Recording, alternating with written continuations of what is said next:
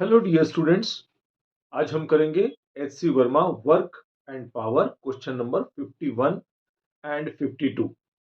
तो question number 51 इस प्रकार है। One end of a spring of natural length h and spring constant k is fixed at the ground and the other is fitted with a smooth ring of mass small m, which is allowed to slide on a horizontal rod fixed at a height h. Initially, the spring makes an angle of 37 degrees with the vertical when the system is released from rest. Find the speed of the ring when the spring becomes vertical. चलिए question क्या कहता है। Question ये कहता है कि एक ring से एक स्प्रिंग अटैच्ड है और ये इलोंगेटेड फॉर्म में, मतलब नेचुरल अगर लेंथ इसमें h गिवन है और इलोंगेटेड फॉर्म में है, इसका मतलब इसमें कुछ स्ट्रेच हुआ है, कुछ डिस्प्लेसमेंट ऑलरेडी हो चुका है, तो वो हम मान लेते हैं x। तो टोटल लेंथ कितनी हो जाएगी इलोंगेटेड फॉर्म की, h प्लस x। और इसके साथ में वर्टिकल के साथ में मेकिंग एंगल 37 डिग्री, ये अपने को गिवन में।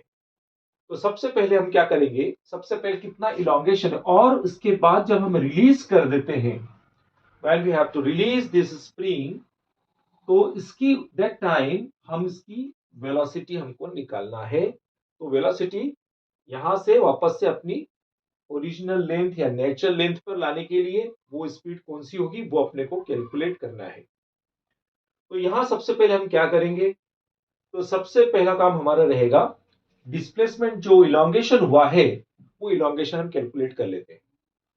तो सबसे पहले जब इसमें स्ट्रेच किया हुआ है, जैसा कि आपको पता है एनर्जी कंसिस्ट होती है हाफ के एक्स स्क्वायर, और फोर्स जो इसके अंदर कंसिस्ट होता है वो होता है के एक्स। तो इसके के एक्स के दो कंपोनेंट बटेंगे यहां पर। तो एक हो जाएगा के एक्स कॉस थीटा, मतलब कॉस 37, और वर्टिकल कंपोनेंट जो हो जाएगा के एक्स साइन 37। अब वर्टिकल कैसे, अब यहां पर 37 है तो ऑब्वियसली ये भी 37 हो जाएगा इंटीरियर अल्टरनेट एंगल की वजह से। तो ये आपका बेस कंपोनेंट हो गया और ये वर्टिकल कंपोनेंट हो जाएगा। तो बेस कंपोनेंट आपका कॉस थीटा होता है, वर्टिकल कंपोनेंट आपका साइन थीटा होता है। तो सबसे पहले हम क्या करेंगे, कॉस 37, हम ये वाला ट्रायंगल ले लेते हैं, ये वाला ले लो, ये वाला ले लो, कहीं से भी ले लो। तो यहाँ पर cos 37 ले लेते हैं। तो यहाँ पर अगर हम ये लेते हैं तो ये परपेंडिकुलर हो गया, ये आपका बेस हो गया और ये हाइपोटेनस हो गया। तो बेस अपॉन हाइपोटेनस हो गया h upon h plus x. अब cos 37 की वैल्यू बहुत इंपॉर्टेंट वैल्यू है। तो cos 37, sin 37, tan 37 की वैल्यू आपको लर्न हो जाना चाहिए।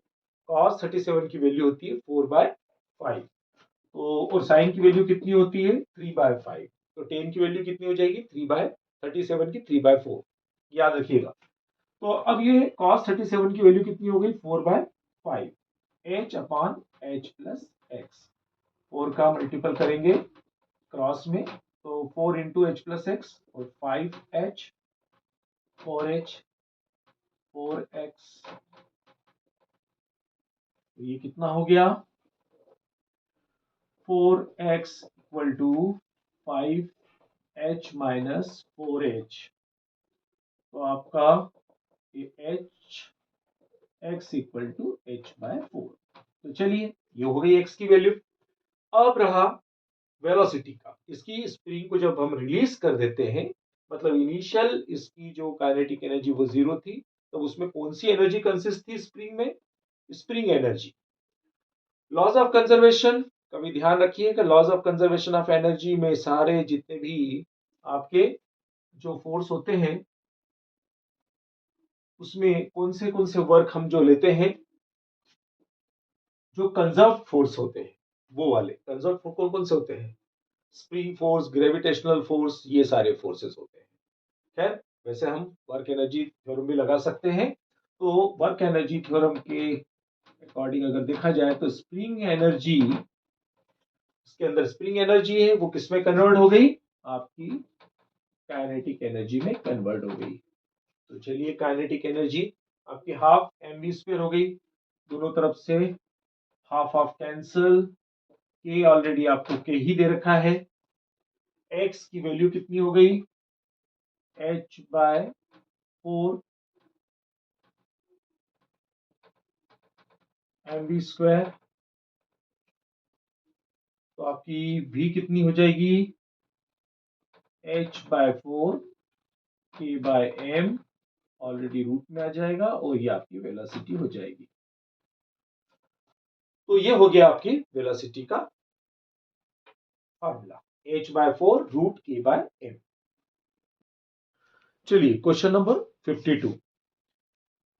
According to the figure shows a light rod of length L, small l, rigidly attached to a small heavy block at one end and a hook at the other end. The system is released from rest with the rod in a horizontal position. There is a fixed smooth ring at a depth h below the initial position of the hook, and the hook gets into the ring as the reach is there. What should be the minimum value of h so that the block moves in a complete circle about the ring? चलिए question क्या कहता है। Question में एक block दे रखा है और block से एक रॉड अटैच है और उसका एक एंड इसमें हुक लगा हुआ है, और ये पूरा सिस्टम नीचे गिरता है, समथिंग h हाइट पर से गिरता है, और यहां पर एक रिंग में स्टक हो जाता है, फंस जाता है। और इसकी मिनिमम हाइट क्या रखी जाए कि जिससे ये पूरा सिस्टम जो है वो रोटेट होने लग जाए। हालांकि थोड़ा सा 3 डायमेंशनली फिगर में कहीं कुछ एक्सप्लेनेशन नहीं हो पाएगा, तो आपको मैं थोड़ा सा यहां पर लाइव बता देता हूं कि इस प्रकार से ये हुक रहेगा जो ऊपर से गिरता है और यहां स्टक हो जाता है, और स्टक होने के बाद ये इस प्रकार से पूरा रोटेट होता है, ये इस प्रकार से पूरा रोटेट हो जाता है, ये इस प्रकार से। तो अब हमें ध्यान रखना है कि यहां पर रॉड है न कि स्प्रिंग है।